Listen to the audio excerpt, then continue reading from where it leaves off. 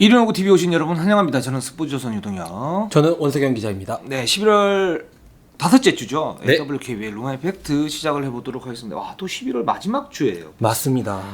아, 지금 나이가 네. 정말 이제 점점 슬픕니다. 저는. 맞습니다. 그리고 어느새 여자농구도 네. 벌써 3라운드에 진입을 했습니다. 그렇습니다. 지금 3라운드 동안 정말 여자농구는 어떤 흥행의 기틀을 좀 마련했다. 정말 혈투가 계속 나오면서 저도 한 20년 가까이 농구를 취재를 했는데 이런 시즌이 있었나 이런 생각이 좀 들 정도로 굉장히 처절하게 혈투를 벌이고 흥미가 높습니다. 그렇습니다. 그런데 뭐 혈투를 치르는 팀들도 있지만 네.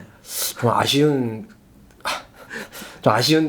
그만큼 아쉬운 팀들도 좀 있기 때문에 네. 그게 되게 이럴 때 딱 치고 나오면 얼마나 참 좋을까. 여자농구가 지금 이제 옆 동네도 약간 이제 뭔가 뭐 구설수도 많고 이럴 때 그냥 확 잘해버리면 되게 다 좋을 것 같은데. 그죠, 옆 동네 그죠? 네. 네, 말 많은 옆 동네. 네, 맛있습니다. 네, 그렇습니다. 그 KBL에서 제가 사실 이제 약간 공격수 역할을 하거든요. 네. 예, 까기 역할을 하는데 WKBL에서 우리 원석영 기자가 또 이렇게 돌려까기 네, 이제 아주 제가 아무래도 이제 전에 이제 다른 이제 그 언론사에 소속이 돼 있을 때는 네. 여러 가지 이해관계 때문에 네. 조금 이런 말을 잘 못했는데 네. 여기 오니까 예. 아주 좋습니다. 아, 네. 그렇습니다. 네. 예. 이럴 때 열심히 좀 까다가 네. 어디 또 이제 소속 들어가거나 하면은 이제 다시 이렇게 공손하게 해야죠. 네. 제가 네. 우리 그 원석영 기자를 네. WKBL 성윤농구의 네. 이대성으로 만들어 드릴게요. 이대성이. 갑옷을 벗어라. 감사합니다. 갑옷을 벗어라. 네. 제가 강물쫄입니다. 감사합니다.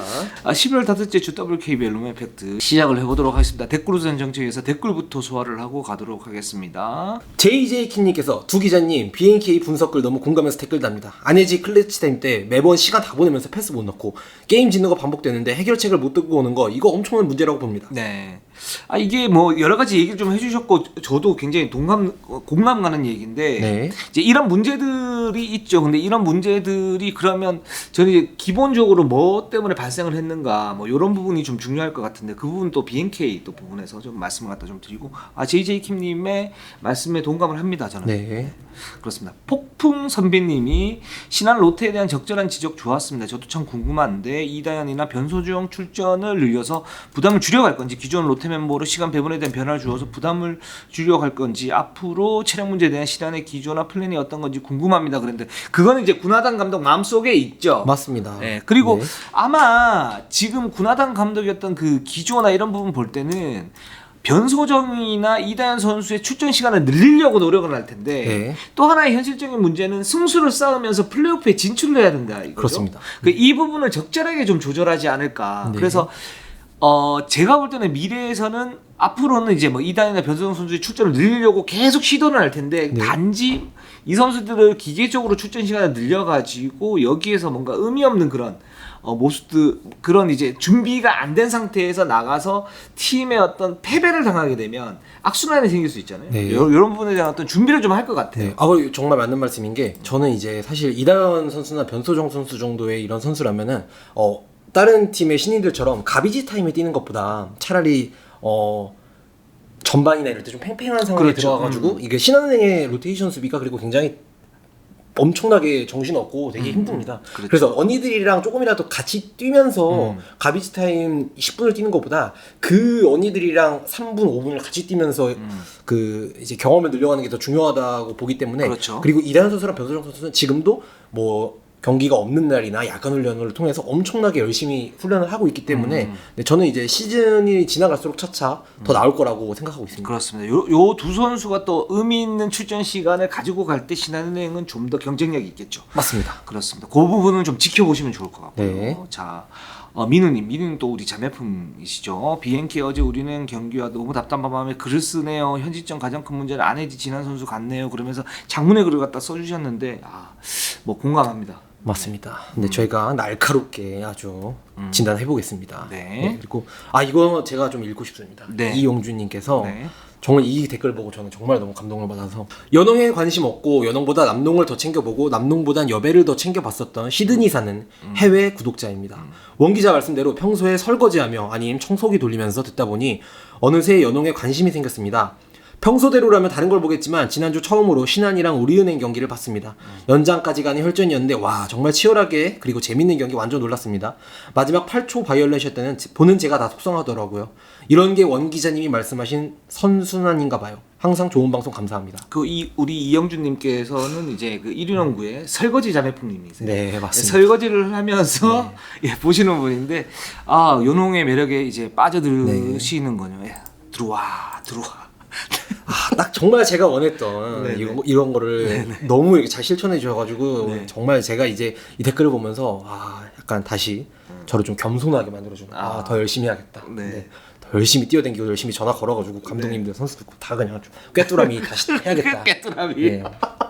레이더만 다시 세우는. 좋습니다. 아주 좋습니다. 자, 이진호님께서 여자 농구 월드컵 최종 예선 조편성 어떻게 보셨나요? 호주는 개최국이고 세르비아와는 올림픽에서 대등하게 붙었고 브라질은 전력이 어떻게 될지 궁금합니다. 티켓 딸 수 있겠죠? 그러셨는데 우리 또 깨뚜라미 오 네. 기자님께서 철저하게 좀 분석을 좀 해주셨죠. 국가대표에 대해서 나중에 또 이제 이게 올림픽 아니죠 월드컵 예선이죠. 네. 때이 되면 또 특집을 하겠지만 그렇죠. 간단히 좀 진단을 해보겠습니다. 저는 이제 무조건 딸 거라고 봅니다. 티켓 네. 미선수들. 먼저 이제 브라질에 대하면은 진짜 딸 거라고 보세요. 따야 됩니다. 네. 네.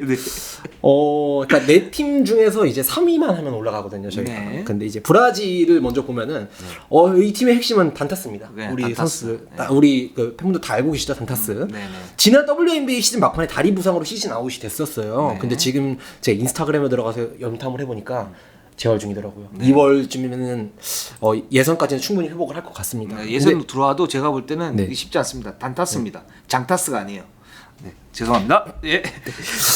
탄타스가 근데 있어도 우리나라가 충분히 해볼 만한 상대라고 봅니다. 왜냐면은 브라질은 저번 올림픽 예선이죠. 도쿄 올림픽 예선 때도 호주랑 프랑스랑 푸에르토리코랑 같은 조였는데 이때도 3전 전패를 하면서 올림픽 진출에 실패를 했거든요. 아마 이제 단타스가 있든 없든 대표팀 코치진은 브라질을 상대로 1승 계획을 세울 것 같아요. 맞아요. 그리고 브라질이 1승에 유력한 상대다. 맞습니다. 그리고 이제 호주. 네. 호주는 개최국이라 이미 본선 진출을 확정을 했습니다. 네. 그래서 여기서 3전 전패를 하든 3전 전승을 하든 무조건 갑니다. 그렇죠. 그래서 오히려 좋습니다. 예선 왜냐면, 결과를 크게 신경을 안 쓸 것 같거든요. 그렇죠. 여기 따라서 이제 전력의 핵심이 리즈 캠베이지거든요. 리즈 캠베이지 다 아시죠? 이제 WNBA에 우리 박지수 선수랑 같이 뛰었던 그 WNBA에서도 정말 최고의 선수입니다. 근데 이 선수를 부르지 않을 수도 있어요. 그렇기 때문에. 근데 여기에 더불어서 캠베이지는 저번 도쿄 올림픽 예선 때도 불참을 했습니다. 네, 이 선수가 정말 리그든 대표팀이든 정말 이제 자기 마음대로 하는 선수예요. 네, 자기 막 이제 하기 싫으면 안 하고 막 하고 싶으면 하고. 그래서 정말 이제 월드컵 예선 일주일 전까지 계속 이제 뉴스 주시해야 됩니다. 이 선수. 네. 그리고 세르비아. 세르비아 강호죠. 강호입니다. 근데 세입니다. 네. 해볼만해요. 왜냐면은 저번 올림픽 때도 우리가 61대 65로 끝까지 잘 싸웠거든요. 자신감을 얻었던 상대이기도 하고 여기에 더불어서 그 우리나라랑 붙을 때 우리 대한민국과 경기에서 가장 많은 출전 시간을 기록했던 31분 28분을 뛰면서 중심을 잡아줬던 소니아 바사치랑 옐리나 브룩스라는 두 선수 굉장히 잘했죠. 이 선수들이 저번 경기를 끝으로 은퇴를 했습니다. 네, 그렇습니다. 그렇기 때문에 이 정도면은 우리가 충분히 좀 해볼만 하지 않을까라고 생각을 하고 있기 때문에 저는 우리 열왕이들이 무조건 월드컵 티켓 딸 수 있다고 믿습니다. 세르비아는 굉장히 강호죠. 강호인데 이제 살짝 이제 뭐랄까 올림픽 때는 좀 노쇠화됐다. 근데 그 선수들이 굉장히 잘했어요. 잘했는데 이 두 선수가 이제 은퇴를 하면서 근데 여전히 이제 막 강하긴 강합니다. 맞습니다. 그래서 이제 뭐 확률적으로 보면 이제 한국이 그러니까 대한민국 대표팀이 최하위를 할 가능성이 높긴 하지만 충분히 해볼 만은 하다. 도쿄올림픽에 그만큼 했었으니까 이런 생각이 듭니다. 그래서 또 월드컵 예선 이렇게 딱 될 때 저희가 또 특집으로 한번 분석 시간을 가져보도록 하겠습니다. 자, JK 신드롬님이 안덕수 위원과 김일두 위원 그리고 김연주 위원 해설 데뷔전 어떻게 보셨나요? 여자농구 발전 위해 선의 경쟁을 방송사가 붙는 건 좋은데 아직은 미흡한 부분이 보이는데 저만 그런가요? 맞다면 저도 벽 보고 있겠습니다라고 말씀을 하셨는데 그러니까 미흡한 부분이 보이는데 미흡한 부분이 보이지 않으면 않는다라고 말씀을 하시면 네. 벽 보고 있겠습니다 그러셨는데 지난주에 저희가 이제 반성회에서 벽 보고 있었었죠. 네. 또 제작진이 또 그런 참고자는 또 깨알같이 또 챙겨요 보면. 맞습니다. 진짜 신한은행 저평가한 사람들 벽 보고 반성해야 돼. 네. 반성하겠습니다. 꼭 잘하는 거는 안 하다가 제작진이 꼭 우리가 뭐 못하는 거 이런 것만 깨알같이 체크를 해. 네, 썸네일로 박아버리셨더라고요. 그럼 맞아요. 네. 근데 우리 자매품님들은 뭐 맞거나 틀리거나 댓글 그냥 써주시면 돼요. 맞습니다. 벽은 저희 겁니다. 네. 예, 저희의 그 어떤 그 지역을 뭐 전문용어로 나발이라고 그러죠. 이 나발이 침범하지 마세요. 네. 벽은 저희가 보겠습니다. 예, 네. 벽 벌칠 필요는 없어요. 네. 아 근데 저는 개인적으로 WKBL의 해설진은 KBL 해설진보다 좀 이제 양과 질적으로도 되게 풍부하고 볼거리가 좀 있다고 생각을 하고 있습니다. 네. 네. 개인적으로는. 네. 저도 괜찮다고 생각해요. 네. 그러니까 KBL하고 저는 비교는 하고 싶지 않아요. 네. 예. 그분들 하는 거는 제가 그때 말씀을 뭐 드리든지 네. 아니면 말든지 하는. 근데 잘 하시는 것 같아요, 저는. 뭐 네. 김은혜 위원도 있고 손대범 위원도 잘 하고 네. 그리고 여기 안덕수 위원 그러니까 전 KB 감독 의외로 굉장히 잘 하시더라고요. 그렇죠. 기자 출신, 감독 출신, 선수 출신 모두 이렇게 다 다양한 시각에서 볼 수가 있기 때문에 네네. 네, 저는 되게 좋게 보고 있고 그리고 선의의 경쟁으로 두 방송사가 붙는 것도 정말 좋다고 생각을 합니다. 그렇습니다. 네. 그리고 김일두 위원하고 이제 김현주 위원이 지금 어떻게 할까 뭐 이런 부분이 좀 보이고 이 부분에 대해서 좀 말씀해 주신 것 같은데 좀만 더 지켜보시죠. 왜냐하면 맞습니다. 아직까지 이제 해설을 한지 뭐 여자농구 해설한 지 얼마 되지 않았고 네. 김현주 위원 같은 경우는 첫 해설 아닙니까? 네. 그리고 김일두 위원 같은 경우는 남자농구에서 해설을 했었지만 여자농구는 해설이 처음이기 때문에 네, 근데 김일두 위원님도 생각보다 이제 걱정했던 것보다 네. 굉장히 좀 준비를 많이 해오시는 것 같더라고요. 이제 근데 그거보다 더 해야죠. 맞습니다. 더 해가지고 지금 모든 걸 다 이렇게 아우르는 네. 그런 거 해야죠. 맞습니다. 네. 해설위원 아무나 하는 건 아닙니다. 그렇습니다. 그렇습니다. 뭐 그리고 그래서 잘 하실 것 같아요. 잘 하실 네. 것 같은데 만약에 못 하신다 그러면 저희가 또 말씀 갖다 드릴게요. 네, 날 그렇게 일치를. 방송에서 네네네 그렇습니다. 저희가 얼굴 보고 얘기는 하진 않고 그분들 예, 방송에서 맞습니다. 하겠습니다. 예, 손대범 위원도 만약 해설 못하면 저 얼굴 보고 얘기하잖아요. 대범아 왜 이렇게 해설을 못해 이렇게 얘기하지 않고 방송에서 네. 예, 손대범 위원 이 부분은 아니에요. 못 보면 그만이고요. 네, 맞아요. 그렇습니다. 못 보면 더 좋죠. 네, 맞습니다. 자, 마지막으로 이제 네. 위클리님께서 네. 하나, BNK, 삼성의 삼각 트레이드에 어떻게 생각하시나요? 하나는 왜 이런 트레이드를 한 건지 가만히 있었으면 신지현, 정예림, 강유림, 이해란, 양인영 이 라인업이면 충분히 경쟁력이 있을 텐데요. 구슬 선수 BNK에서도 풀시즌 뛰어본 적 없고 여기서도 백업이었는데 작년 신인상에다가 이번 신인 최대어 이해란을 보내다니 여기서도 그쳤으면 충분히 이해하는데 아니 내년 신인팩까지 포기하는 거 이해가 안 되네요. 그리고 이훈재 감독님 인터뷰처럼 1순위 가진다 해도 박소희를 뽑을 거라는 말을 했는데 진짜로 박소희를 뽑으려고 생각한 건지 알고 싶네요. 이해란, 강유림 요새 잘하는 BNK는 김한별 실망에다가 하나는 구슬 시즌아웃 삼성이 현재 미래 얻으면서 트레이드 승자가 되었네요. 이 트레이드에 대해 하나, 분크, 삼성 구단들의 분위기는 어떤지 알고 싶어요. 일침을 해주셨네요. 아주 일침을 해주셨어. 후벼 팠습니다. 네, 그렇습니다. 저희가 사실은 이 트레이드 소식, 삼각 트레이드 소식을 딱 듣고 나서 네. 보면 이게 뭐지? 네. 그랬었어요. 맞습니다. 그리고 야 삼성생명이 거상이네? 뭐 이런 얘기까지 했었는데 근데 그럼에도 불구하고 이제 이렇게 해보니까 뭐 BNK는 예를 들어서 김한별이 예를 들어서 잘해주면 지금은 몸 상태가 굉장히 좋지는 않지만 잘해주면 BNK 같은 경우에는 신생 구단이고 상황에 들어야 되는 어떤 그 첫 번째 미션이 중요하기 때문에 그런 부분에서는 그럴 수 있겠다. 그리고 하나원큐 같은 경우에는 강희슬이 없는 상태에서 공격했던 롤을 지탱해 줄 수 있는 선수가 누굴까 그랬을 때 구수 선수가 어느 정도는 맞겠다. 그래서 그 출혈을 감수한 거다. 이렇게 그냥 이해를 했었어요. 네. 그리고 그래서 겉으로 보기에는 삼성생명이 최대 이익을 받고 그다음에 BNK 뭐 하나원큐 순위다 이렇게 봤지만 이것 또한 결과적으로 좀 더 놓고 봐야 된다 어떤 신중한 그런 분위기가 있었는데 맞습니다. 지금 우려했던 것보다 좀 더 심각하죠. 네, 많이 심각합니다. 일단 초반은. 네. 네.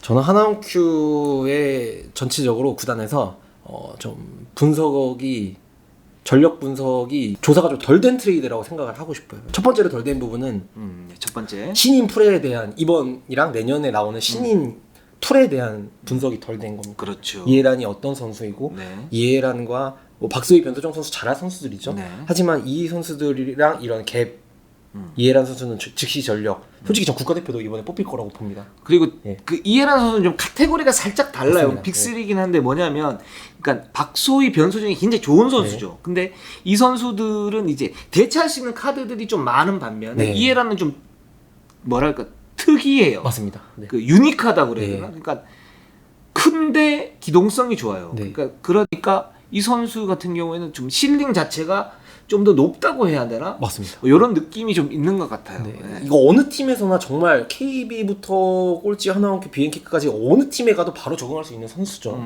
그렇기 때문에 이 선수가 얼마나 대단하고 좋은 선수인지 무조건 1순위를 가져가야겠다. 이거에 대한 전력 분석이 부족했다고 보고요. 두 번째로 부족했던 부분은 신지현 선수를 자기 팀임에도 불구하고 과소평가했죠. 그러니까 이은재 감독님이 구슬 선수를 데려온 이유는 강유림 선수를 주고 데려온 이유는 강유림 선수, 구슬 선수 강유림 선수가 지난 시즌 주전으로 나온 뒤부터는 성적이 비슷했어요. 거의 똑같았습니다. 그렇죠. 오히려 야투율이나 이런 거는 강유림 선수가 더 높았어요. 그럼에도 불구하고 구슬 선수 데려온 거는 혼자서 공격을 만들어 샷 크리에이팅을 할 수 있는 선수이기 때문에 네. 이은재 감독님은 좀 이런 선수를 좋아하죠. 네. 네. 그런데 이 선수가 하나원큐에는 없기 때문에 구두 선수를 데려온 거였는데 지금 보세요. 이거를 혼자서 샷크레이팅을 가장 잘하는 선수 지금 리그에서 저는 신지현 선수라고 봐요. 맞습니다. 네. 1대1 공격은 제가 볼 때는 네. 적중률이 가장 높은 네. 것 같아요. 그런데 이런 선수를 팀에 이미 데리고 있음에도 불구하고 그런 혼자서 공격을 할 수 있는 선수가 없어서 구슬 선수를 데려왔잖아요. 또 데리고 온 거죠. 네. 어떻게 보면. 네.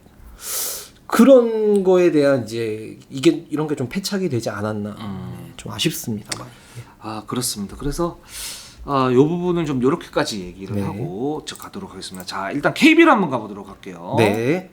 시즌 성적 10승 1패. 네. 네. 첫 패를 당했습니다. 우리은행에. 그럼에도 불구하고 아직 2경기 차로 전체 1위를 달리고 있습니다. 네 그렇습니다. 우리은행전에서 시즌 첫 패를 했는데 이때 사실 최희진 선수가 이탈을 했죠. 맞습니다. 경기 전날 갑작스럽게 훈련을 하다가 네, 새끼손가락이 부러지면서 6주 정도 이탈이 된다고 합니다. 네 그렇습니다. 좀 아쉽고 왜냐하면 최희진 강희슬의 그 쌍포 네. 거기에 박지수 허예은 선수가 내외곽에서 뭐 패싱을 뿌려주거나 아니면 공격을 하면서 나오는 모습들이 굉장히 좋았는데 그 중에 한 축인 이제 최희진 선수가 나갔다. 물론 이제 뭐 엄서희라든가 김민정 이런 선수도 있긴 하지만 최희진 선수가 빠져나갔다는 것은 어떤 그 KBL 로테이션의 약간의 이상. 맞습니다. 그리고 그 약간의 이상이 사실 우리은행전에서는 굉장히 중요하죠. 그렇습니다. 네, 그런 네. 점에서 우리은행전에서 패했는데 뭐 잘 싸웠습니다. 네, 되게 굉장히 역시나 명경기였죠. 네. 네. 아 정말 명경기였어요. 네. 와. 정말 마지막까지 1.6초 전까지 네, 승부를 알 수 없는 명경기였는데 네.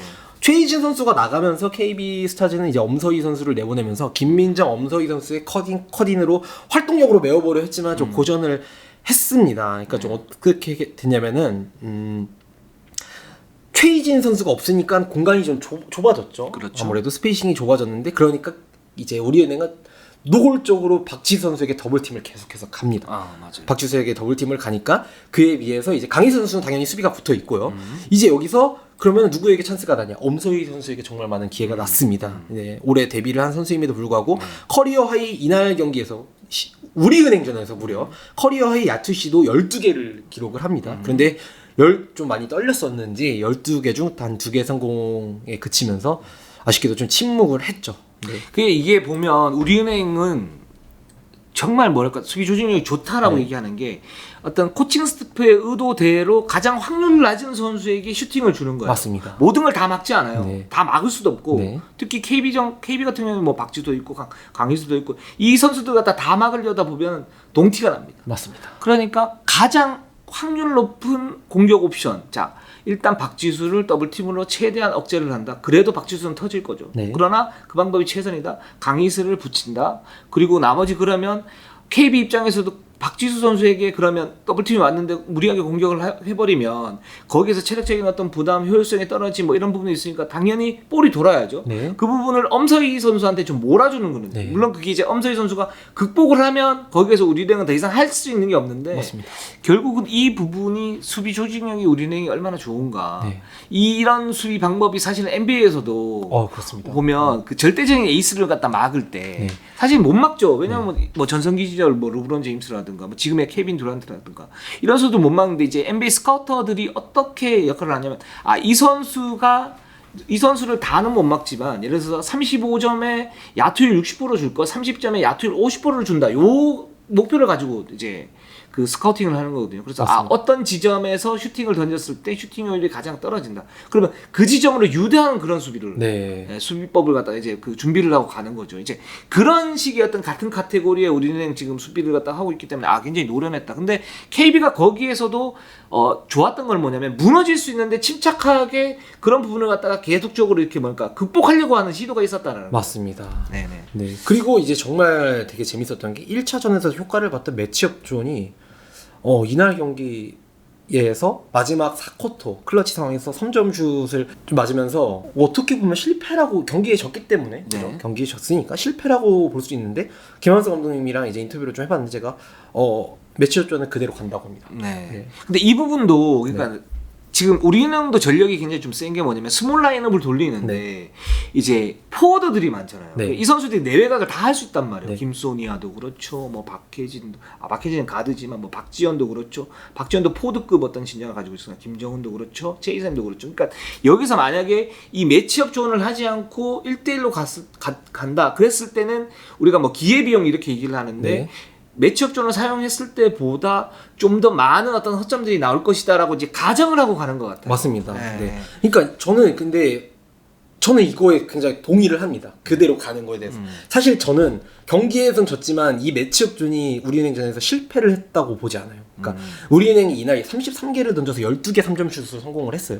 확률로 치면 36%인데 그러면 36%는 굉장히 확 튀는 수치는 아니죠. 예. 평소보다 많이 들어가긴 했지만 근데 또 주목해야 될 게 이 매치업전을 통해서 우리은행이 올 시즌 경기당 자유투를 15개 정도를 던져요. 리그에서 2위거든요. 가장 많은 수준인데 이날 자유투 시도가 8개에 그쳤거든요. 그렇죠. 그러니까 확실히 리머텍은 제어하는데 어느 정도 성공을 한 거죠. 그렇죠. 근데 이제 종료 직전에 하필 클러치 상황에서 몇 개 수비가 좀 꼬였어요. 이제 그 매치업존이 아직 선수들도 완벽하지가 않아요. 그래서 몇 개 수비가 꼬여가지고 오픈을 좀 내주긴 했는데 그렇게 실패를 하지 않았다고 보거든요. 왜냐하면 이거를 공략을 할 수 있는 팀은 솔직히 리그에 딱 2개밖에 없다고 봐요. 우리은행이랑 신한은행. 그렇죠. 왜냐면은 이 매치업존을 깨려면은 웬만한 3점 슛으로 안 됩니다. 딥3를 던질 수 있어야 돼요. 근데 우리은행은 딥3를 던질 수가 있죠. 그리고 신한은행도 슛거리가 길기 때문에 이 수비를 어느 정도 공략을 할 수 있어요. 그런데 말씀하신 것처럼 그냥 맨투맨으로 간다? 그리고 지난 시즌처럼 무조건 이제 우리은행은 후벼팝니다. 박지수 선수 밖으로 꺼내고 허예은 심성현 미스매치 유도해가지고 진짜 집벽에 후벼팝니다. 그게 사실 KB의 가장 아킬레스건이죠. 근데 이제 박지수 선수를 계속 체력을 안배를 해줬잖아요. 이 효과가 저는 수비에서 몇 개 3점씩 들어간 것보다 더 큰 효과라고 봐요. 왜냐면 작년 박지수의 우리은행전의 평균 기록은 19.8득점 15.0 리바운드였어요. 근데 올 시즌 박지수 선수의 우리은행전 기록 25.0득점에 21 리바운드입니다. 그렇죠. 어마어마하죠. 수비에 쓸 수 있는 에너지를 모아서 공격에 쓰는 거죠. 이렇기 때문에 저는 이 둘의 진짜 맞대결은 3라운드 맞대결이라고 봅니다.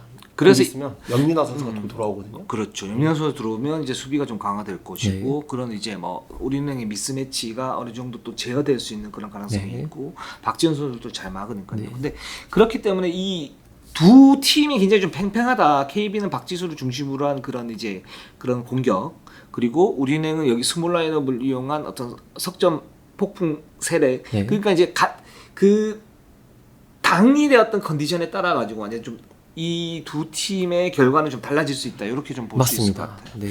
그리고 하나원 큐전에서 김한수 감독은 백업 멤버를 계속 고수를 하면서 갔는데 이 부분도 사실은 KB가 주전운동가 심할 수 있는 그런 구조지만 백업 멤버들을 사용을 하면서 뭔가 책임을 맡겨주고 이 부분이 저는 이제 길게 봤을 때는 부상의 어떤 방지라든가 체력적인 어떤 부담감을 갖다 할 수 있는 그런 부분이라고 보기 때문에 좋은 거라고 생각을 하고 단 이 백업진들이 거기에서 큰 점수 차가 났다고 그래서 긴장감을 놓치면 안 되죠. 그래서 이제 김한수 감독이 작전 타임에 이제 농구 대충 하는 거야 뭐 이렇게까지 화를 냈는데 저는 화를 내는 거 올 시즌에 처음 본 것 같아요. 그렇죠. 저는 근데 굉장히 그 화내는 모습도 좋았던 게 우리가 그 저랑 이제 팬분들이 보는 모습은 선수들이 이제 다 코트에 나와서 열심히 뛰는 경기만 보잖아요. 네. 근데 이제 훈련 시즌 중에 그 숙소나 훈련장을 찾아가면은 정말 경기 안 뛰는 선수들은 정말 비시즌만큼 열심히 훈련을 하잖아요. 네. 근데 이렇게 감독님이 일침하고 혼내는 장면이 없는 팀들도 되게 많잖아요. 출전 시간을 못 받아서. 그런 선수들은 정말 이제 퓨처스 리그 2월 달까지. 그 퓨처스 리그가 지난 시즌부터 또 원래는 시즌 중에 항상 뭐 정규 리그 전에 몇 시간 전에 한다거나 이렇게 상시로 열리다가 갑자기 이제 몰아서 열리게 됐잖아요. 컵 대회처럼. 근데 이렇게 되면서 선수들이 굉장히 좀 뭐라 그래야 되지? 동기부여가 좀 적어졌다고 해야 되나? 특히 퓨처스 리그가 끝나면 이 선수들이 시즌이 끝난 것처럼 운동하는데 되게 의욕을 잃게 되거든요. 그렇죠. 근데 이렇게 좀 일침을 가해주면서 이 선수들에게도 동기부여도 되고 그리고 너네를 쓸 거야. 예. 계속 예. 이런 얘기죠. 좋은 시간이 됐다고 봅니다. 그렇습니다. 예, 그래서 KB는 이렇게 좀 감들거고 여전히 잘 나가고 있다. 우리은행이 지금 완전히 부활을 했습니다. 역시 우리은행 걱정은 하는 게 아니었어요. 네, 6일간 3경기 강행군이었는데 네. 5연승을 거두면서 2위 KB와 어느새 2경기 차였습니다. 아, KB전에서 패했으면 4경기 차가 될 뻔했어요. 그렇죠. 사실상 시즌이 끝날 뻔했죠. 아, 그렇죠. 근데 정말 어떻게든 막 뭘 동아줄 자르고 뭐 어떻게든 다 막 그냥 암벽 불만해가지고 올라가 버립니다. 진짜. 예. 맞아요. 아유. 그 표현이 정확해요. 아 저는 KB전은 뭐 아까 얘기를 했으니까 좀 넘어가고 삼성생명전 이렇게 봤을 때 처절한 수비전이었었잖아요. 네.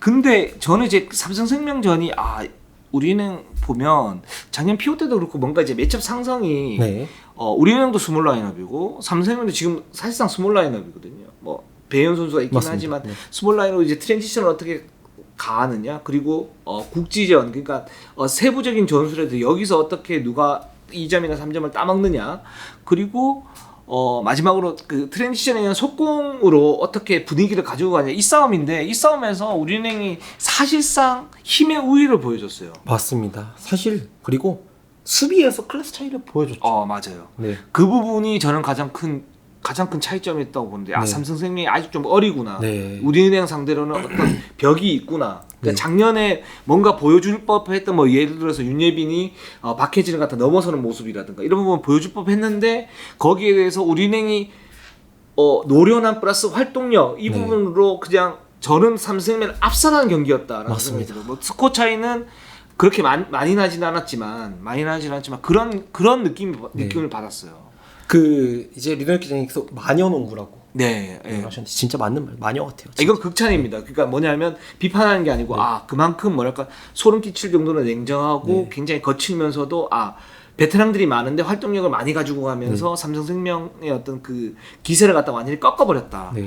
좀 이런 느낌이 들었어요. 저는 이제 전술적으로 되게 눈에 띄었던 게 그 NBA에 보면은 샬럿 호너츠라는 팀이 있습니다. 여기 그렇죠. 팀이 마스코트가 벌이에요, 벌. 그래서 근데 이 팀이 전통적으로 건실한 빅맨은 없는데 이제 윙맨들, 포워드들의 엄청난 수비로 이 벌떼 수비라고 하거든요. 스워밍 그렇죠. 디펜스라고. 근데 그렇죠. 이 이게 굉장히- 사실 샬롯 호네츠가 이제 네. 거기 사는 벌이잖아요. 맞습니다. 뭐 한국말 하면 땡벌 아닙니까? 네. 난 이제 지쳤어요, 땡벌. 네. 네. 요거 하고 싶어서 미안합니다. 감사합니다. 네.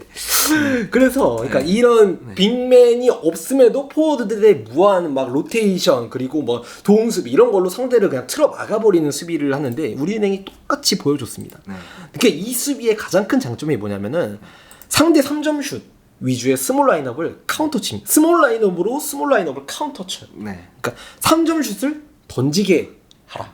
던지게 합니다. 그러니까 상대가 스몰 라인업인데 3점 슛 던지게 하라고? 이러면은 수비 실패 아니야? 라고 말씀하실 수 있는데 이렇게 하는 거죠. 스몰 라인업을 상대로 오히려 상대가 5명이 다 이제 외곽에 서 있잖아요. 네. 그러면 이제 상대는 어떻게든 탑에서 공을 잡고 페인트 존으로 진입을 하려고 뭐 하고 합니다. 근데 이 페인트 존을 틀어 막습니다. 그렇죠. 네. 그리고 그냥 계속해서 상대 외곽에서만 볼을 돌리게 하는 거예요. 그러니까 이게 장점이 뭐냐면은 상대가 특히 빅맨이 없는 스몰 라인업은 상대 옵션은 예를 들어 페인트 존을 막잖아요. 그러면 단조롭게 그냥 외곽에서 볼 돌리다가 24초 다 쓰다가 슛을 던지죠. 어쩌다 이렇게 해가지고 시간에 쫓겨가지고 죽은 셀렉션으로 슛을 던져요. 그렇죠. 그러면은 이거 선택지는 하나죠. 이것만 막으면 됩니다. 그런데 페인트 존에 공간을 내줘 버리잖아요. 그럼 상대 옵션은 여러 가지가 됩니다. 그렇죠. 돌파를 해서 확률 높게 레이업을 올릴 수도 있고요. 여기서 돌파를 한 다음에 밖으로 빼주면 그러면 오픈이죠 3점슛이. 그러니까 좀 이제 옵션이 다양해지기 때문에 오히려 그냥 페인트 존을 막아버리고 3점슛을 내주는 거예요. 그냥 막 내주는 게 아니고 그렇죠. 수비에 컨테스트를 하면서 내주는 건데 그 우리은행이 어제 그렇게 했죠. 윙맨들의 쉴 새 없는 스위치와 도움 수비로 상대 페인트 존을 그냥 아예 억제를 시켰습니다. 맞습니다. 그래서 이게 우리은행의 올 시즌 2점 야투 허용률이 빅맨이 센터가 없음에도 불구하고 38.3%로 리그 전체 1위입니다. 아 그렇습니다. 이런 비밀이 있는 거죠. 네. 그래서 삼성생명전이 정말 이날이 백미였는데 3쿼터에 시작하고 한 7분 동안 무득점이었죠 삼성생명이. 그리고 뭐 윤예빈 선수가 이날 기록이 2점 야투가 8개 던져가지고 1개 성공, 김단비 8개 던져서 3개 성공, 강률이 무득점. 배윤의 포스트업을 제외하고는 뭐 거의 2점 슛이 없었습니다. 네 맞습니다. 네. 아 너무 전술적인 얘기를 갖다 잘해주셔가지고 저도 이제 준비한 게 있기는 한데 뭐 요 정도로 하면 될 것 같고요. 그래서 우리은행이 지금 나는 그런 느낌이 들었어요. 잘 봐, 이게 언니들의 스몰 네. 라인업이야. 맞습니다. 이런 느낌이 들었었어요. 그러면서 우리은행이 지금 마녀농구가 부활했다라고 네. 보고 있고 또 BNK전에서는 또 김은선, 편선호 선수가 이제 좋은 역할을 하면서 이 선수들이 특정 시점에서 위성 감독이 그런 건 잘 쓰거든요. 특정 시점에서 이 선수의 케이스 바이 케이스로 특성을 살려서 뭔가 이제 딱 넣는. 맞습니다. 작년에 지난 시즌 뭐 오승인. 예, KB전에서 네. 오승인 선수처럼. 그래서 김은선이나 편선우가 그런 부분에서 히든 카드로서의 조금의 어떤 형태를 갖다 마련할 수 있겠구나. 네. 라는 생각이 들었었고 그러면서 지금 우리은행은 궤도 이제 올라왔다. 네. 지금 여기서부터 우리은행이 어떻게 폭주를 할지는 모르겠다. 네, 여기에 이제 박지현 선수까지 완전히 살아났죠. 정말 그렇죠. 우연인지 아닌지 모르겠지만 위성 감독님이 그때 이제 신한은행전이었죠. 아, 박지현을 그렇죠. 살리고 싶었다라고 하면서 마지막 패턴을 지시했던 예, 핸드오프 예. 플레이. 그 경기부터 14점, 11점 그리고 어제 경기 20점까지 최근 3경기에서 완벽히 부활을 했습니다. 그렇습니다. 자, 네. 신한은행으로 한번 가보도록 하겠습니다. 신한은행이 7승 3패 뭐 3위를 달리고 있고 BNK를 잡아냈습니다. 역시 여전히 탄탄하다. 이렇게 볼 맞습니다. 수 있을 것 같아요. 한 경기밖에 없었지만. 네. 그래서 한 경기밖에 없었기 때문에 사실 뭐 딱히 전술적이나 이런 거에 대해서 뭐 그렇게 얘기할 건 많이 없는데 한 번쯤 되게 얘기를 하고 싶었던 게 있어요. 이날 BNK전에서도 강계리 선수가 굉장히 잘해줬습니다. 네. 제가 정확히 갔는데 14점 정도 넣었던 것 같아요. 네. 14점? 네. 근데 이 신한은행 강계리 선수가 올 시즌 보면은 지난 시즌 하나원큐랑 하나원큐에서 뛰다 트레이드가 됐잖아요. 네. 출전 시간은 굉장히 비슷한데 신한은행이 와가지고 기록이 정말 좋아졌죠. 지난 시즌에 5.0점, 2.2 리바운드, 2.7 어시스트를 기록하면서 2점 야투가 39.5%였습니다. 네. 좀 비효율적이었죠. 근데 올 시즌 벌써 이제 10경기 치렀나요? 그러면서 7.2점, 3.9 리바운드, 2.9 어시스트, 2점 야투가 51%까지 올라왔습니다. 왜 이렇게 된 겁니까? 이건 완전히 강계리 선수가 한골 탈퇴한 거잖아요. 맞습니다. 네. 네. 이유가 있죠. 네, 이 선수 저는 이제 신한은행 군하단 감독님의 기용법에 좀 차이라고 봐요. 네. 어떤 저는 차이입니까? 제가 이제 코인이랑 주식을 요새 또 많이 하다 보니까 여기 또 비유를 하고 싶습니다. 네네. 고배율 마진 거래를 하고 있습니다. 아, 고배를 맞은 거래네. 고배율 마진 거래. 네. 거의 선물 거래처럼 막 하이 리스크 막 요거 5배, 10배 이렇게 선수의 그 장단점을 딱 파악해 가지고 네. 그 장점을 고배율로 2배, 3배 더 발휘할 수 있도록 판을 깔아 줍니다. 네.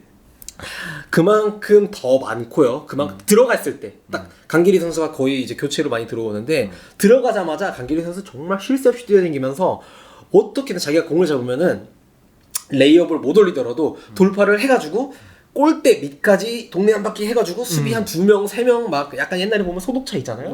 네. 뭐 소독차. 수비 다 몰고 옵니다. 제가 막 따라가지고 네, 이렇게, 막 이렇게. 수비들 2명, 3명 따라와 하면서 언니들한테 탁 주고 이러면서 어떻게든 수비를 흐트러뜨립니다. 네. 그러면서 스프린트를 시키죠.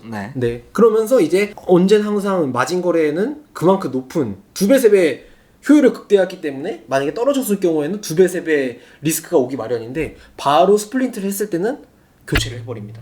네, 그러면서 체력 안배를 하면서 리스크 해지를 해버리죠. 그렇죠. 네. 이 선수가 이제 장단점이 좀 뚜렷한 선수예요. 그러니까 장점은 뭐냐면 트랜지션 상황에서 이 강계리 선수의 제가 볼 땐 트랜지션이나 얼리 오펜스 네. 그러니까 좀 빠르게 뭔가 이제 공수전이 됐을 때 이 선수의 강점이 극대화될 수 있다. 즉 이제 골밑 돌파가 굉장히 날카롭고 네.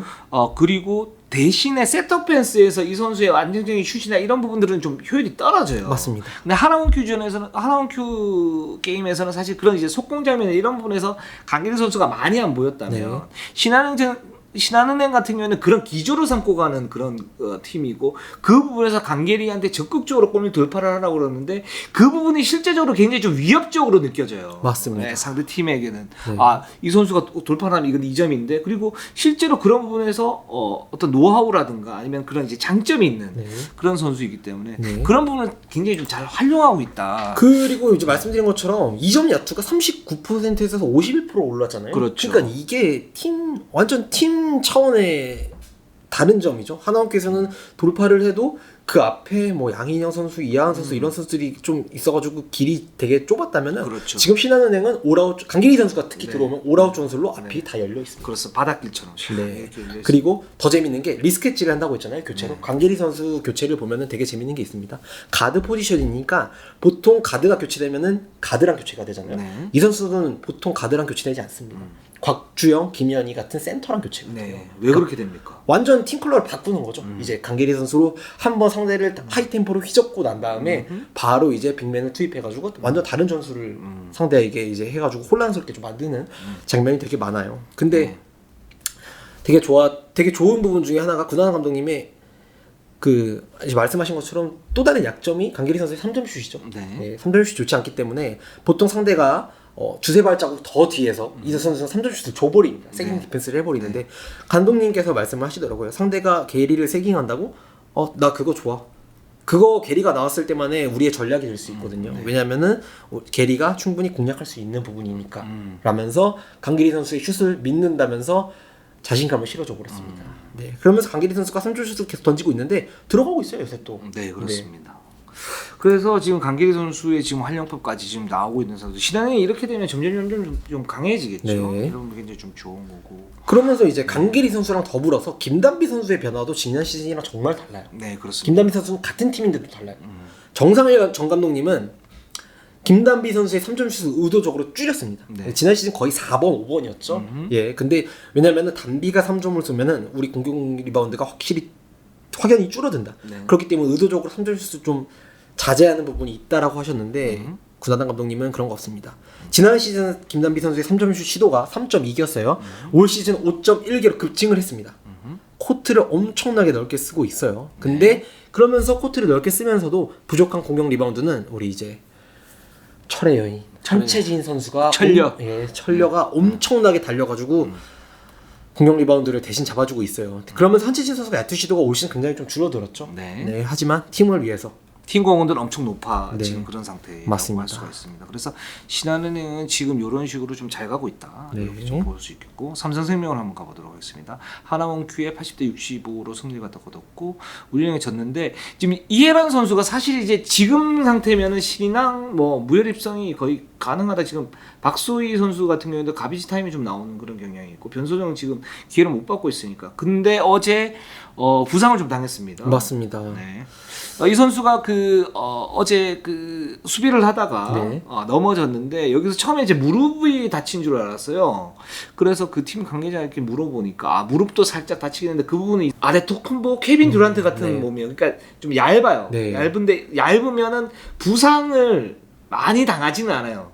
네, 그 부분에서. 그러니까 이제 좀 뭐랄까 몸이 좀 유연하면서 그 얇기 때문에 거기에 대한 충격이 좀 덜하고 그 부상을 당했을 때 어떤 충격이 좀 덜하고 그래서 그런 데미지가 좀 적은데 근데 지금 햄스트링이 좀 올라왔다고 그래서 햄스트링이 올라왔기 때문에 이해란 선수는 여기서 정비를 갖다가 조금 하고 가면 좋을 것 같아요. 저는 이 선수가 되게 근데 보면 경기당 보면 되게 자주 넘어지고 자주 철렁거리게 하는데 약간 그거 같아요.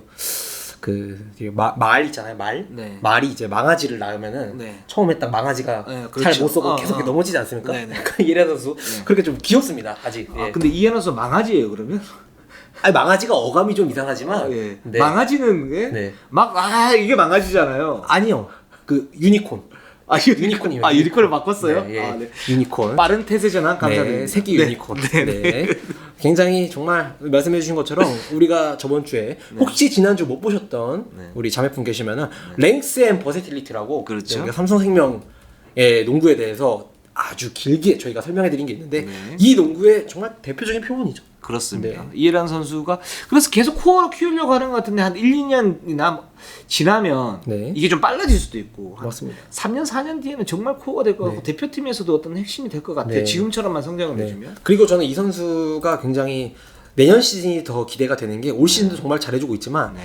본인이 엄청나게 느끼고 있을 거예요. 지금 뼈저리게 한 경기 뛸 때마다 넘어질 때마다 아 웨이트 하면서 내년에 진짜 엄청나게 웨이트로 해가지고 돌아올 게 눈에 보입니다 벌써. 네, 그렇습니다. 여기서 좀 이제 살짝 좀 말씀드리면 물론 이제 삼성생명이 더 잘 알겠지만 네.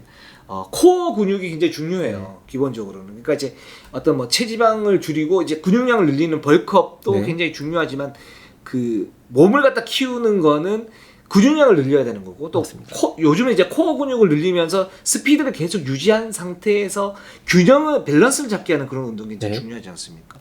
이 부분이 이해란 선수에게는 굉장히 중요할 것 같아요. 이게 만약에 성공적으로 된다고 그러면 제가 볼 때는 리그를 지배할 수 있는 박지수 또는 뭐 박지현이 나중에 성장을 한다면 이 급으로 갈 수가 있고 맞습니다. 만약에 그렇지 않다 그러면 그 밑에 네. 그냥 거기에서 이제 머물 수 있기 때문에 이해라는 지금의 한 1년, 2년의 몸 상태를 어떻게 가지고 가느냐 이 부분이 이 선수의 실링을 어느 정도로 가지고 갈 것인가의 어떤 관건이다라고 맞습니다. 말씀드릴 수 있을 것 네. 같아요. 그리고 지금 삼성생명은 배현 선수의 어떤 활용법에서 하이포스트에서 지금 피딩 능력을 갖다 극대화시키고 있는데 네. 저는 이 부분이 지난 시즌 초반에 사실 신한은행 김수현 선수 지금 뭐 은퇴를 했지만 김수현 선수가 이런 그 시기 많았었죠. 뭐 엘보 지역 그러니까 맞습니다. 이제 자유투 라인의 양끝 쪽 엘보 지역에서 주로 잡으면서 한채진이나 이경은의 어떤 백도어 네. 또는 이제 컷인 그 움직임 보면서 이제 패스를 해주는 그리고 그 부분에 대해서 그 신경을 쓸 때는 역으로 치고 들어가면서 골밑에서 메이드를 갖다 시켜주는 네. 이런 이제 그 패턴을 많이 사용을 했었는데 지금 배현 선수가 그런 부분이 좀 많이 나오고 있다.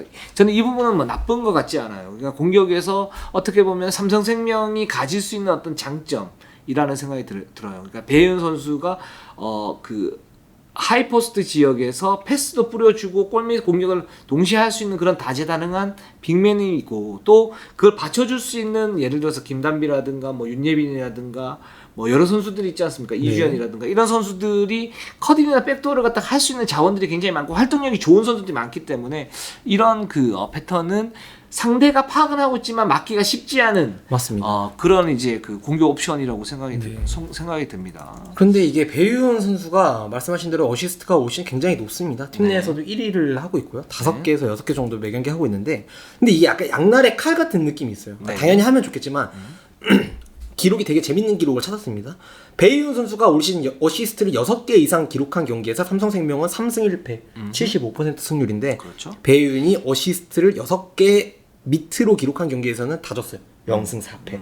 그러니까 이거를 이제 하이포스트에서 공이 배급되는 거를 차단하는 팀들이 서서히 나타나고 있다는 건데 근데 저는 이게 잘 안 풀리는 날 삼성생명의 지금의 현 주소라고 생각을 하는데 삼성생명이 전 리그에서 지금 투맨 게임이 제일 약한 팀이라고 봅니다. 맞습니다. 그러니까 정확히 말하면은 가드의 투맨 게임이 약한 거죠. 배희원 선수를 위주로 한 투맨 게임은 괜찮아요. 근데 배희원 중심의 말씀하신 대로 기브앤고나 이런 거지 가드가 직접 펼치는 정통적인 피켄롤이나 이런 거는 피켄팝 이런 거는 좀 약해요 많이. 그게 왜냐면 이제 세트 오펜스에서 항상 그런 걸 해줬던 뭐 박하나 선수 그리고 뭐 김보미 선수도 있고 김한별 선수들이 다 나가면서 이 선수 세 명이 투맨 게임의 전개도 그렇지만 이 선수 세 명이 나가면서 더하셨던 게 셋 다 팀 내 최고 3점 슈터였죠. 그러면서 3점 슛까지 약해지면서 굉장히 외곽에서 할 수 있는 공격이 좀 많이 줄었습니다. 네, 그러면서 올 시즌 삼성생명이 3점 슛 성공률도 전체 최하위를 기록하고 있고요.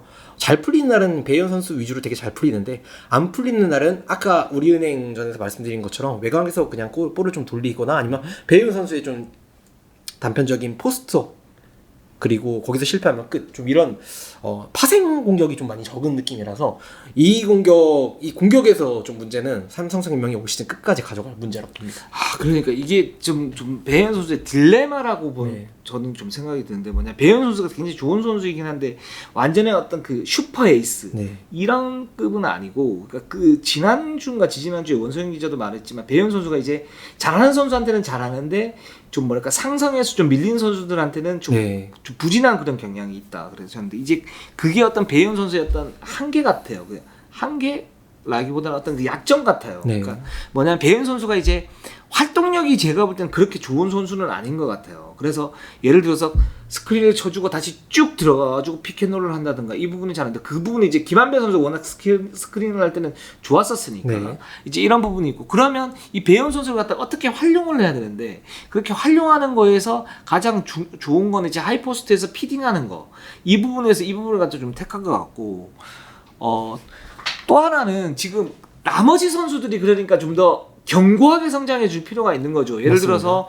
윤예민 선수가 굉장히 잘하고 있지만 지난 우리은행전에서는 사실 좀 네. 부진했었고 이제 이런 부분을 지금 이제 삼성생명 코어가 배윤, 윤예빈인데 이 두 선수가 좀 기복을 타면서 계속 가고 있으니까 삼성생명도 굉장히 좋은데 하지만 지금 성적은 많이 나오지는 않는 거거든요. 물론 맞습니다. 이제 앞으로는 그런 숙제들을 해결하면 좀 더 좋은 팀 또는 시너지가 확 올라오면서 뭔가 폭발적인 어떤 에너지를 갖춘 팀이 될 수는 있겠지만 네. 지금은 그런 이제 어떤 숙제가 있다. 근데 저는 이제 사실 올 시즌까지 보면은 삼성생명 아직 리빌딩에 가깝죠. 그렇죠. 리빌딩에 가까운데 올 시즌 이 정도로 이렇게 하고 있다가 내년에 신인 드래프트나 혹은 FA 시장에서 그러니까 이게 제 상상인데 신지현 선수나 이제 좋은 그런 매물들이 좀 나오거든요. 네.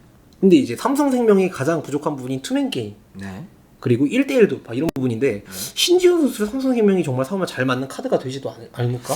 저는 거기에 대해서는 약간 좀 의견이 다른데 지금 삼성생명의 가드진도 포하다. 아 그렇긴 하죠. 그러니까 신지현 선수가 굉장히 좋은 선수긴 하지만 윤예빈이 성장을 하게 되면 그 이상의 어떤 그 파괴나 폭발력을 가지고 있을 수 있기 때문에 제가 볼 땐 그쪽보다는 빅맨진 보강에 뭔가 이제 열을 올릴 것 같은 느낌이 들어요. 배현 선수도 이제 점점 이제 노쇠화 현상이 좀 있을 수 있을 것이고 그리고 지금 포워드진이나 가드진은 굉장히 좋은데 뭔가 골 밑에서의 어떤 허전함은 있단 말이죠. 맞습니다. 지금 이제 배현이나 박혜민 선수가 사실 스트레치 포 형태잖아요. 맞습니다. 그러니까 이제 골 밑에서의 어떤 그런 이제 공백이 있는데 그 공백을 어떻게 메울 것인가. 그러니까 골 밑에 좀 더 집중하는 이해나 선수 커주면 굉장히 좋겠지만 그런 모습을 보여줄 것 같아가지고 요 부분 좀 지켜보시죠. 맞습니다. 그래서 네네. 저는 항상 올 시즌 트레이드도 그랬지만 삼성생명의 내년 정말 비시즌도 정말 재밌을 것 같습니다. 그리고 신지현 선수까지 하나원큐를 나가면 하나원큐 어떡합니까? 아니 하나원큐는 다른 선수 뭐 좋은 또 선수들 나오는 거 또 사오면 되죠 뭐. 아 그렇습니까? 예. 근데 신지현 선수는 개인적으로는 하나원큐에 그래도 남아줬으면 좀 좋겠습니다. 저는. 네. 저는 뭐 알아서 하시겠죠. 예 맞습니다. 어차피 큰 돈 받고 가실 텐데요. 어디를 가든 남든. 네. 네, BNK를 한번 가보겠습니다. BNK가 우리은행에게 86대 54, 32점 차로 패했고요. 신한은행에게 75대 68, 그나마 잘 싸웠습니다. 7점 네. 차로 패했는데 BNK. 일단 BNK랑 하나원큐에 대해서 얘기를 할게요. 2라운드에 두 팀이 나란히 1승 9패로 2라운드를 마쳤습니다. 네. WKBL 역사상 2라운드 종료 시점에 1승 9패를 기록했던 팀은 총 5팀이 있었어요. 네. 이 두 팀 제외하고 모두 플레이오프 진출에 실패를 했고요. 지난 시즌부터 플레이오프 티켓이 그나마 4장으로 좀 늘어났죠. 근데 4위였던 삼성생명이 14승 16패를 기록을 했었어요. 근데 이제 그러면은 이거를 기준으로 봤을 때 BNK랑 하나원큐가 14승을 기록을 해야 돼요. 네. 그럼 14승을 기록하기 위해서는 남은 20경기에서 13승 7패를 기록을 해야 됩니다. 그러면 어떻게 되냐면은 BNK가 어떻게 되냐면 하나원큐랑 삼성생명 5위, 6위 팀의 남은 맞대결 8경기를 다 잡고 KB랑 우리은행, 신한은행 이 팀과 남은 경기에서 5승을 거둬야 됩니다.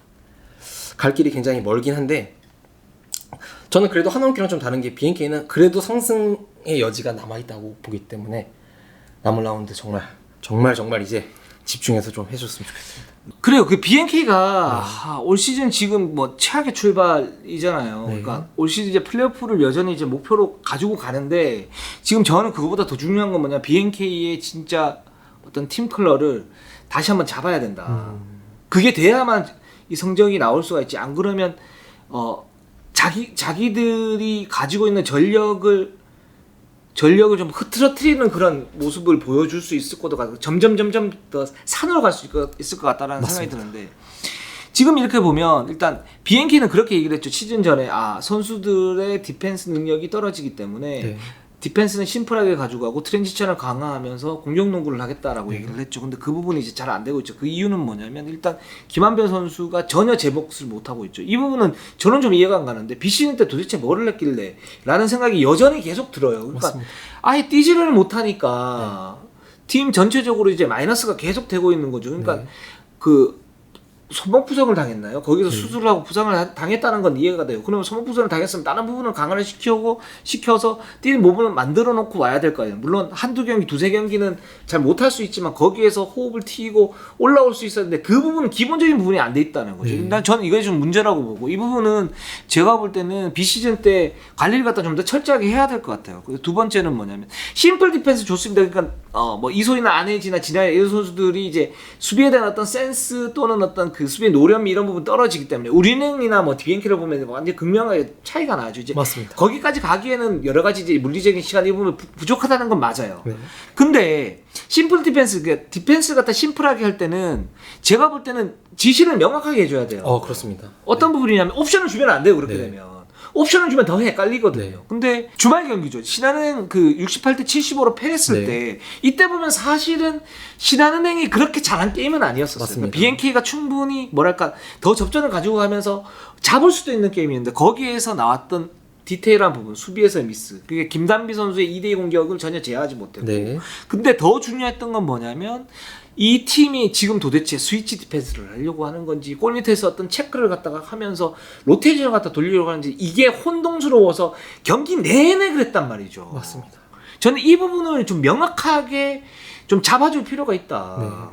라는 생각이 들어요. 그러니까 골 밑에서 헬프가 들어가는데 이상한 헬프가 들어가요. 그래서 상대가 공 밖으로 빼주면 거기에서 그 다음부터 완전히 얽혀버려요. 네, 서로 매치도 잃어버리고. 그러면 쉽게 찬스가 나는데 신한은행의 강점은 뭡니까? 석점 아닙니까? 그러면 오픈 찬스가 나는데 그렇게 되면 그럼 저를 이겨주세요라고 얘기하는 거 똑같은 거거든요. 네. 그러니까 차라리 그냥 스위치를 해버리고 거기서 골 밑에서 2점을 갖다가 그냥 깔끔하게 먹는 게 좀 더 나은 옵션 아닌가. 저희가 이제 시즌 초반에 방송 초반에 우리은행에게 얘기했던 부분들, 우리은행이 줄 건 주고 막을 건 막는다. 가장 상대 확률이 떨어지는 공격을 준다. 이 부분을 저는 BNK가 좀 인식을 했으면 좋겠어요. 그리고 맞습니다. 또 하나, 박정훈 감독이 작전 타임에 이런 얘기를 합니다. 2대2 수비를 할 때 김단민 선수 2대2 수비를 제어를 갖다 못하니까 순간적으로 해치를 할 건지 아니면은 그 파이트 수를 할 건지 또는 그 돌아난 슬라이드를 할 건지 이 부분을 갖다 판단을 해야 될 거 아니냐 이렇게 그 판단이 안 되잖아요 BNK가. 맞습니다. 그러면 경기 전에 야구수에서 이 부분을 갖다 줄 부분은 주고 막을 부분 막자라고 얘기를 하는 게 훨씬 더 효율적이지 않나. 좀 이런 생각이 들어서 이게 심플 디펜스라고 생각이 드는데 전 이거는 이 디펜스는 좀 환장 디펜스 같아요. 솔직히 얘기해서. 네. 그쵸, 맞습니다. 심플한 게 정말 그러니까 예를 들어 수비에 대한 그 BNK 수비 매뉴얼이 이렇게 글로 적혀 있다면 너무 심플하게 너무 짧아서 선수들이 뭐 어떻게 해야 될지 모르는 거죠. 예, 약간 더 디테일하게 해줘야 될 지시를 명확하게 해줘야 되는데 정말 이제 화이트 스루나 슬라이드 스루나 이런 거는 모든 팀들이 사실 원래 경기 전에 다 이제 스킴이라고 하죠. 그날 경기에 대한 계획을 다 해오다가 1쿼터나 뭐 이럴 때 뭐 상대가 좀 이렇게 나오면은 거기서 변화를 좀 주거나 이렇게 오히려 정말 확실하게 해야 돼. 특히 BNK 같은 팀은 더 확실하게 해야 되는 그렇죠. 팀인데. 네. 예, 근데 그 뭐 스킴을 떠나서 신한은행전에서는 그리고 또 일단 이 선수들이 전체적으로 다 대인 방어가 좀 약합니다. 그래서 김단비 선수 1대1에 그냥 다 녹아 내려 버렸어요. 근데 저는 이게 약간 수비 구심점이 없어서 그런 것 같아요. 수비 구심점이 보통 베테랑들이 많이 해줘야 되는데 김한별 선수는 일단 코트에 없죠 지금. 네. 코트에 없고 강하정 선수는 올 시즌 1대1에서 너무 많이 좀 뚫리는 모습이 많이 보이기 때문에 수비에서 목소리를 내진 않을 것 같아요. 지금 약간 본인이 좀 위축된 게 있어서. 그러면 이제 뭐 김진영 선수나 아니면 노현지 선수 없고요. 김진영 선수는 뭔가 이런 성격이 아니고 가드진에서도 그런 성격 말해주는 선수가 좀 없고 한원규도 좀 비슷한 문제죠. 수비에서 구심점이 없다. 그렇습니다. 그런 딜레마가 있는 거는 맞는데 그 딜레마를 저는 핑계로 그 선수들의 어떤 구성이나 이런 부분을 갖다 하면 안 되거든요. 예를 들어서 그럼 강하정 선수를 빼야죠. 그러니까 공격에 구심점을 맞춰놓고 강하정 선수가 있고 진한 선수가 있으니까 여기에서 뭔가를 해요. 근데 오면 수비에서 허점이 나오는 건 당연한 거잖아요. 그러니까 그 부분에 대한 어떤 계획이 있어야죠. 맞습니다. 근데 그 계획이 없어요. 그러면서 스위치를 할 건지 골 밑에서 더블팀을 들어갈 건지 그리고 로테이션 돌릴 건지 여기에 대한 혼란함이 있어요. 계속적으로 혼란함이 있어요. 그럼 그 부분에서 짚어줘야죠. 경기 전에 사실은 그런 부분에서 계획을 했고 이 부분 뭐 뚫릴 거로 예상을 했다. 예를 들어서 우리은행이 박지수 선수가 볼을 잡았는데 더블팀에서 넣었어요. 근데 거기에 대해서 선수애들 탓을 합니까? 안 합니다. 맞습니다. 예.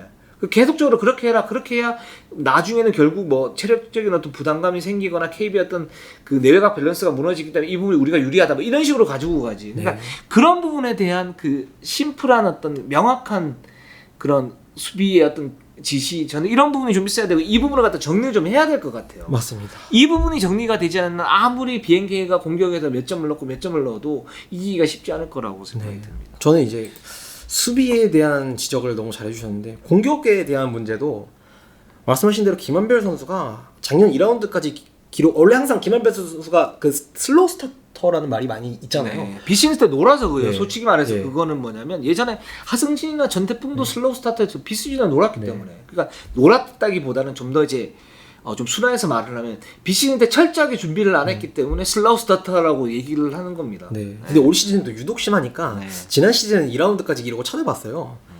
올 시즌 기록이 5.6득점, 4.1리바운드, 2.45시스트, 야투율 42%거든요. 네. 지난 시즌 김한별이 2라운드까지 아무리 슬로우 스타트라고 하는데 16.4점, 11.2리바, 4.75시스트를 기록을 했습니다. 네, 지금 이거 반토막도 아니고 3토막이 났어요. 네. 원래 유독 심해요. 네, 이거는 정말 이제 좀 문제가 있는 거고. 근데 저 사실 김한별 선수만 부족한 게 아니고 가장 또 이제 어긋난 부분 중에 하나가 시즌 전 비시즌 계획이랑 좀 어긋났던 부분 중에 하나가 이 두 명을 사왔잖아요. 이제 김한별 선수랑 강하정 선수가 왔는데 4쿼터 클러치 상황, 올 시즌 BNK가 4쿼터 클러치 상황이 유독 많이 있는 팀입니다. 다 젖잘싸로 끝났죠. 네. 근데 이 클러치 상황에서 해결해 줄 거라고 믿었던 강하정 선수가 4쿼터에서 야투율이 11.8%에 3점 슛을 12개 던져서 아직까지 성공이 하나도 없습니다. 네, 이 부분도 사실 강하정 선수도 좀 부상이 좀 있었어요. 이거 손가락 부상도 있었고요. 뭐 발목 부상은 어차피 계속 가져가는 거니까 네. 다 알고 그건 영입을 한 거니까. 베테랑 선수들도 좀 더 몸을 열심히 빨리 끌어올려가지고 더 팀에 좀 보탬이 돼야죠. 그래서 그 이제 저희가 몇 주째 연속 얘기를 하고 있는 그리고 댓글에도 진짜 몇 주째 한 댓글 지분의 한 30%를 차지고 있는 왜 안혜지 선수를 계속 쓰나요? 라는 딜레마가 여기서 나오는 것 같아요. 그렇죠. 이제 김한별 선수, 강하정 선수가 코트에 없거나 제 몫을 못 해주고 이소희 선수도 아직까지 헤매고 있죠. 그 제 몫을 못 해주니까 어쩔 수 없이 안혜지, 진한 선수 이 두 선수를 사용하면 어떻게든 슛까지는 올라갑니다. 그렇죠. 네. 네. 2점을 넣거나 뭐 어떻게든 슛은 시도가 되는 거예요. 그러니까 이제 남자농구로 치면은 이게 안 되는 걸 알면서도 그냥 계속 외국 용병 선수한테 그냥 골을 주는 그렇죠. 안 되는 팀들의 약간 전형적인 좀 그런 딜레마. 그래 지난고 안해지 고를 외칠 수밖에 없는 악순환인 거죠. 악순환. 맞습니다. 그런 부분이 또 네. 있는 것 같아요. 이게 사실 BNK 어려운 점이고 딜레마예요. 네. 그런 부분 충분히 이해를 하고 합니다만 좀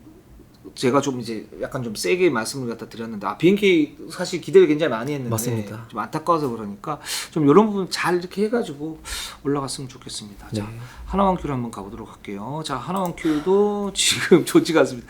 삼성생명이 15점 차 패배를 했고 KB에게 졌어요. 93대 85, 8점 차 패배했는데 이게 사실 KB가 백업 멤버가 나오면서 3쿼터부터 통갑이지 게임이었죠. 네, 가비지 게임이 나왔습니다. 뭐 지금 하나원 큐가 지금 보면 좋은 점 네. 신지현, 양인영이 스텝업이 됐다. 네. 그리고 원투포지는 확실하다. 네. 근데 그럼 나머지는 없어요. 네. 이것도 정말 몇 주째 나오는 건데 네. 몇 주째 저는 되게 그러니까 감독님도 이거를 너무 잘 알고 계세요. 25일 삼성생명전이었죠. 첫 번째 경기. 여기서 감독님이 타임을 부릅니다. 신지현, 양인영 선수가 공격을 하는 거 보고 타임을 불러요. 작전 타임에 호통을 칩니다. 너희들은 선수 아니야? 너희들은 프로 아니야? 경기 중에 정말 이례적으로 질책을 해요. 근데 그 타임을 부르고 나서도 그럼에도 불구하고 선수들이 정예림 선수, 김지영 선수가 합쳐서 60분을 뛰었어요 이날. 네. 뛰고도 60분 뛰고 무득점을 기록합니다. 네. 김지영 선수 가장 오히려 적극성이 가장 그 장점이었던 선수인데 이날 야투 시도가 경기 끝나고 야투 시도가 3점 슛 하나였어요. 그것도 완전 오픈 찬스로 와가지고 어쩔 수 없이 던진 3점 슛 하나. 2점 자기 장기인 2점 돌파나 이런 건 아예 없었죠. 네. 그만큼 정말 아쉬워요. 뭐 김예진 선수, 정예림 선수, 김지영 선수, 고아라 선수 다 이제 고아라 선수는 KB전에서 30점을 넣으면서 어떻게든 좀 이제 평균도 좀 올리긴 했는데 이날 경기는 의미가 없는 경기였기 때문에 그렇죠. 네. 이 부분을 보면 이제 하나원큐가 지금 스몰 라인업이잖아요. 네. 양인영 선수가 빅맨이고 또 나머지 선수들이 이제 잘 달릴 수 있고 활동력이 좋고 내외각이 가능한 선수들로 구성이 돼 있어요. 그래서 스몰 라인업의 어떤 특장점을 활용을 한다면 신한은행과 같은 돌풍을 일으킬 수도 있을 것이다라고 저희가 시즌 전에는 그렇게 뭐 좀 예상을 했고 그게 좀 희망 사항이었지만 결국은 지금 안 되고 있는데 이게 보면 삼성생명전을 한번 볼게요. 삼성생명 같은 경우에도 매치업 상성에서는 그렇게 큰 차이가 없어요. 맞습니다. 네, 근데 지금 속공을 19개를 했어요. 네. 뭐 다 줬단 얘기죠 거의. 네. 턴오버가 16대 13으로 더 많아요. 하나원큐가. 스틸 11대 16으로 삼성생명 스틸이 많아요. 그러니까 스몰 라인업인데 삼성생명보다 스몰 라인업의 어떤 특장점이 될 수 있는 스틸, 턴오버, 속공이 다 완전히 밀렸어요. 네. 리바운드는 이겼어요. 44대 30. 오히려 네. 그러니까 이 팀의 지금 문제는 높이가 아니라는 거죠. 그러니까 스몰 라인업을 사용을 잘해야 되는데 이 사용을 잘 못하고 있다라는 거잖아요. 그러니까 경기당 속공이 3.2개로 이거 되게 하위권이거든요. 그렇죠. 그러니까 하나원큐의 사실 이거는 지난 시즌에도 그랬는데 속공으로 어떻게든 밀라고는 해요. 일단 공을 잡을 리바운드나 스틸을 하면 밀라고는 백코트는 엄청 이렇게 후다닥 우당탕 갑니다. 근데 거기서 이 선수들이 되게 이상한 게 거기서 공을 멈춰요. 네, 막 2대2, 3대3 공격이 훨씬 유리한 상황임에도 불구하고 뭔가 거기서 레이업을 올리고 부딪히는 거에 대해 자신감이 없는지 거기서 다시 멈추고 잘 넘어왔는데 거기서 다시 세트를 하려고 해요. 그게 문제가 뭐냐면 그 속공 이후에 그 세컨 브레이크는 이제 달려주는 빅맨이 있어야 되는데 네. 그 부분은 사실은 뭐 양인영 선수가 있긴 하지만 뭐 좀 약하죠. 네, 그 맞습니다. 세컨 브레이크는 하나원큐에게는 뭐 안 될 수 있는데 그 다음에 나오는 상대가 진영을 갖추는 얼리 오펜스를 바로 전환을 시켜줘야 되거든요. 이게 이제 스몰 라인업의 어떤 장점 중에 하나인데 그 부분에 대한 작업이 많이 부족해요. 맞습니다. 그러니까 그렇게 하니까 이제 속공이 안 되면 상대도 어쨌든 뭐 우리은행이라든가 뭐 KB라든가 예를 들어서 뭐 신한은행이라든가 백코트를 빨리 할 거 아닙니까? 기본적으로는 그런 팀들이 그렇게 되면 완전한 속공이 있기가 쉽지가 않죠. 그러면 거기에서 어쨌든 어떤 그 수비의 틀이 갖춰지지 않은 상태에서 얼리 오펜스를 빠르게 뭔가를 가지고 가야 되는데 거기에 대한 게 없고 다시 세트 오펜스. 그러니까 세트 오펜스를 하면은 이 팀 같은 경우는 스몰 라인업의 장점인데 어떤 속도나 탄력을 붙이지 않고 뭔가를 해야 되니까 신지현 양인영에게 가지고 가는 부분들. 맞습니다. 그런데 이윤재 감독은 거기에 이제 이정현 선수 투입을 하면서 더블 포스트를 세워서 뭔가 이제 해소를 하려고 그러죠. 근데 잘 안 되죠. 안 될 수밖에 안 될 가능성이 높았죠. 왜 높으냐면 이 팀은 그런 팀이 아니니까. 네. 이정현 선수가 딱 들어왔을 때 그러면서 지역 방어를 사용해요. 그래서 상대에게 좋은 먹잇감이 됩니다. 그러니까 이 팀은 제가 볼 때는 더욱더 속도를 높여야 되는데 이 속도를 높이기 위한 조치가 뭐가 필요한가. 이 속도를 높이지 않기 때문에 강계리 선수에게 잘 나타났잖아요. 강계리 선수가 신한은행 가가지고 야투율이 올라가고 뭔가 특장점을 발휘한다. 제가 볼 땐 김예진이나 정예림이나 또는 김지영이나 이런 선수들도 할 수 있는 선수들인데 저는 이런 구조 때문에 못하는 부분들이 저는 있다라고 봐요. 물론 이 선수들의 어떤 약점들도 있지만 이제 그런 팀 구조를 살짝 좀 바꿔야 되지 않나라는 생각이 좀 들긴 합니다. 근데 이제 그리고 나서 삼성생명전에서 패배를 한 다음에 인터뷰를 보니까 이윤재 감독님이 훈련량을 좀 시즌 중에 많이 늘렸다고 하시더라고요. 네.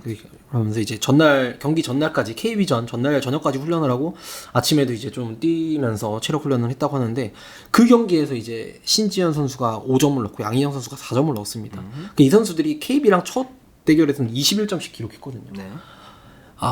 근데 이기가 좀 안 좋은 쪽으로 계속 더 흘러가는 것 같아요. 이제 그러니까, 감독님은 방법이 뭐 이것도 하고 저것도 하고 코치진들은 이렇게 해도 안 되니까 훈련량을 늘려가지고 훈련 부족인가 해가지고 늘려가지고 선수들을 좀 정신을 차리려고 했는데 오히려 선수들은 좀 더 이제 어긋나고 있고. 자 전체적으로 한번 봅시다. 그 짧게 얘기를 할게요. 네. 자 작년에 KB가 저는 비시즌 훈련이 그렇게 충분치 않았다고 봐요. 네. 그래서 정규리그 때 우여곡절 끝에 객관적 전력이 보였음에도 불구하고 뭔가 우여곡절이 있었고 결국은 이제 챔프전에서 패했죠. 네. 그리고 그런 이제 어떤 체력적인 수준이 그대로 갑니다. 이제 시즌 중에 아니면 더 떨어지거나. 자, 우리은행이 최근에 굉장히 좀 혼란스러운 거. 저는 비시즌의 훈련량을 절대적으로 좀 많이 줄였기 때문이라고 생각을 해요. 물론 뭐 김정은 선수라든가 이런 선수들의 부상 또는 노세아, 근데 노세아는 사실은 한재진 선수가 있으니까 말하면 안 되는 거고. 그러니까 우리은행이 시즌 초반에 막 들쭉날쭉한 거예요. 그러면서 박혜진 선수가 걱정을 합니다. 우리 이래도 되는 맞습니다. 선수들이 걱정을 했습니다. 그렇죠. 그러니까 우리은행이 그동안 쌓아놓은 어떤 부분들이 있는데 최근에 몇 년간 훈련량을 줄이면서 이 팀의 특유의 색깔이 시즌 초반에 안 나왔다가 나중에 나오는데 여기에서 부상의 위험도가 올라가요. 네. 네. 그죠. 그다음 반면에 신한은행 같은 경우에는 작년에 정상인 감독이 굉장히 맹렬하게 훈련을 시켰죠. 네. 그리고 이번에 군하단 감독이 맹렬하게 훈련시켰어요. 그래서 그 돌풍의 진원지가 됩니다. 근본적인 원인은. 그죠? BNK 지금 비시즌 철저하게 준비가 안 되는 상태에서 지금 완전히 지금 떨어지고 있는 상태이고 하나원큐도 저는 비슷하다고 봐요. 네. 그러니까 비시즌 때 훈련을 해야지 시즌 중에 그렇다고 그 체력을 올리기 위해서 훈련을 한다. 시즌 때는 컨디셔닝을 해야죠. 맞습니다. 네. 네. 그러니까 지금 2년 동안 실제적으로 입증된 건 그겁니다. 비시즌의 훈련량을 늘려라. 그게 성적하고 직결이 되고 선수들의 어떤 가치를 높일 수 있는 뭔가가 된다.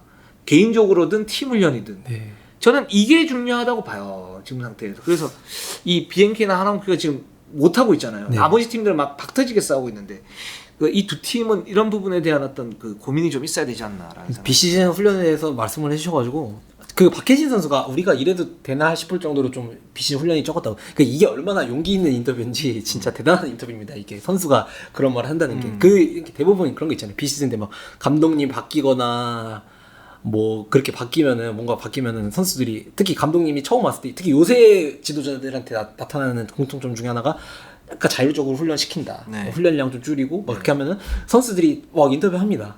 아 우리 감독님 자율적으로 하시는데 너무 좋아요. 대신에 거기만큼 책임도 지게 하고요. 선수들이 나와서 알아서 열심히 하게 되더라고요. 네. 라는 말을 꼭 덧붙입니다. 그렇게 해야 자기들 훈련량이 좀 덜하고. 근데 그렇게 인터뷰 나오는 구단들은 저도 선수들 훈련량 적게 하고 농구 잘해서 돈 많이 벌어갔으면 좋겠어요. 그렇죠. 선수들 저는 막 그런 것도 있습니다. 화려한 것도 하고 SNS도 막 많이 올려가지고 팬 서비스도 더 많이 하고 더 유명해지고 더 그랬으면 좋겠어요. 스타성을 더 키웠으면 좋겠어요. 맞죠. 그 농구만 막 저는 진짜 머리 받고 농구한다고 그러잖아요. 이런 선수들보다 오히려 막 세레모니가 그래서 더 좋아하거든요. 맞아요. 근데 아쉽게도 우리나라는 남자 농구도 그렇고요, 여자 농구도 그렇고요. 그게 잘 안 되는 것 같아요. 이게 다 두 마리 토끼를 잡으면 좋겠는데 진짜 이런 인터뷰가 나온 팀들이 잘 되는 거를 너무 보기가 어렵습니다. 예. 예. 그게 이제 저도 이제 계속 느끼면서 네. 제가 꼰대 같은 얘기를 하는지 몰라도 그게 현실적으로 쉽지가 않아요. 네. 예. 그게 어떤 감독의 문제, 또 뭐 구단의 문제, 선수의 문제 네. 이 부분이 이제 같이 이제 결합이 돼 있는 네. 부분이긴 한데 그래서 저도 계속적으로 보면서 저도 처음에는 그렇지 자율적으로 하고 네. 뭐 이렇게 하면 좋지. 근데 그게 결과로 보면 그렇지 않고 또 과정에서 봤을 때는 오히려 철저하게 책임을 안 진다는 그런 맞습니다. 쪽으로 이제 네. 결론이 네. 결과가 가더라고요.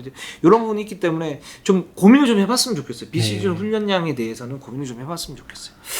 그래서 뭐 오시는 뭐 KB 같은 경우는 지금 잘 나가는 이유가 뭐 박지수 선수나 강희수 선수는 대표팀 갔다 왔지만 백업 멤버들에 대한 어떤 철저한 훈련은 있었거든요. 네. KB가 이제 그런 부분이 있었기 때문에 좀 더 좋아졌다. 이런 게 이제 실증적으로 2년 동안 계속 나오고 있기 때문에 이 부분에 대한 저는 그래서 결론을 갖다 낸 거고요. 그래서 이 부분 좀 생각을 좀 해봤으면 좋겠습니다. 맞습니다. 자, 우리 방송은 여기까지 하겠습니다. 저희가 요즘에 계속 1시간이 넘어가는데 네. 전 좋아요. 저도 좋습니다. 네. 근데 좀 아쉬운 게 있다면은 댓글이 조금씩 줄어들고 있습니다, 여러분. 네. 저는 이제 자매품님을 뭐 돌려가게 하는 거예요? 맞습니다. 네. 저는 이제 댓글 60개 이하로는 만족을 못하는 몸이 되어버렸습니다. 네. 저희가 더 열심히 취재하고 네. 열심히 더 알아볼 테니까 네. 댓글 우선 정책으로만 그냥 1시간 해버릴 수 있을 정도로 네. 댓글 그냥 투하를 해버려 주시면 좋겠습니다. 네, 알겠습니다. 자, 우리 방송은 여기까지 하겠습니다. 우리는 항상 최선을 다하겠습니다. 네이버, 유튜브, 구독, 좋아요, 알람. 감사합니다.